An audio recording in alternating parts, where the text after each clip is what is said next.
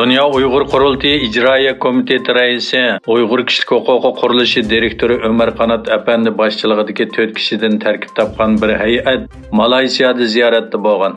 Egilinishcha 24 fevral Malayziya parlamentining raisi Johari Abdul Efendi parlament binosidagi ishxonasida mazkur hay'atni qabul qilgan. Ko'rishda Ömer Qanat Efendi Malayziya parlamentining Uyg'ur qirg'inchiligini e'tirof qilib qaror ma'qullashini talab qilgan. Ömer Qanat Efendining bildirishicha, ularning Malayziyadagi eng chong ommaviy tashkilotlar, jamiyat arboblari va parlament a'zolari bilan bo'lgan uchrashishi g'albilik, muvaffaqiyatli davomlashayotgan ekan. U bu qitimqi ziyoratining unumli va tarixiy ziyorat bo'ladiganligini ta'kidladi. Xitoy doiralari Amerikadagi sun'iy idrok til modeli ChatGPT qo'llanishchan programmasini Sharq Turkiston va Uyg'ur haqidagi tushuntirishi sababidan chekladi.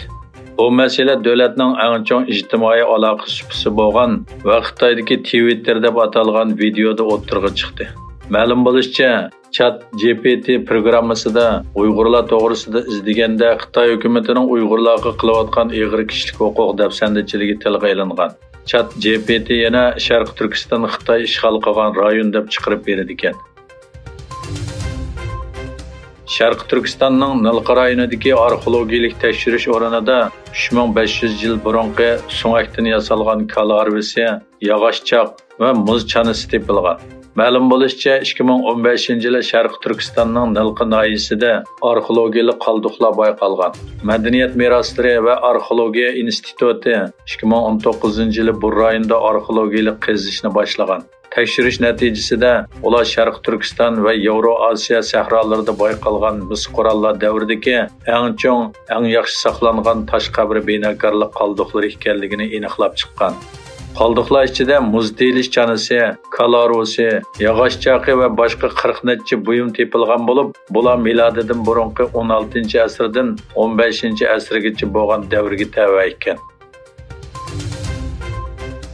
Amerika Energiya Ministerligi COVID-19 virusining Xitoydagi tajribaxonadan chiqqan bo'lishi mumkinligini ilgari surgan.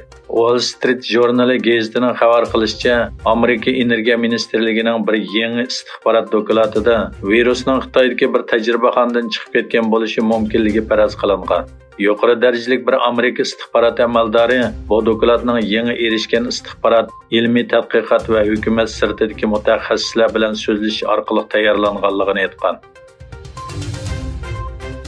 Dünya Bankası 6 fevral Türkiye'de yüz bergan ikki chong yer tevrashning taxminan 34 milliard 200 milyon dollar bevosita iqtisodiy ziyon keltirib chiqarganligini, qayta qurish va asliga keltirish chiqimining bu pulning 2 yoki 3 hissasiga teng bo'ladiganligini e'lon qildi.